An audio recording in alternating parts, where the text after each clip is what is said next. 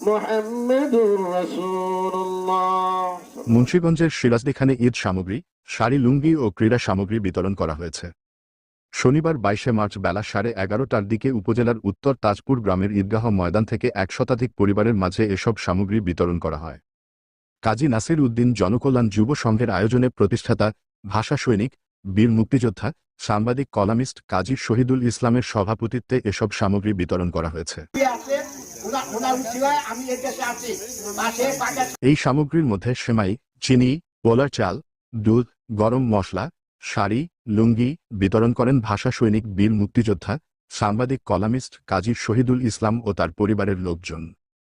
এ সময় উপস্থিত ছিলেন এশিয়ান টেলিভিশনের প্রডিউসার কাজী সোহেল, ঢাকা বিশ্ববিদ্যালয়ের বৈষম্য বিরোধী ছাত্র আন্দোলনের আন্দোলনকারী সদস্য সমন্বয়ক কাজী শারমিন ইসলাম মেধা, কাজী আনোয়ার হোসেনের সঞ্চালনায় আরও উপস্থিত ছিলেন কাজী মোহাম্মদ হালিম, কাজী মোস্তফা কামাল, ইমাম হারুনুর রশিদ, কাজী মোশাররফ, কাজী কামরুজ্জামান পরশসহ আরও অনেকে।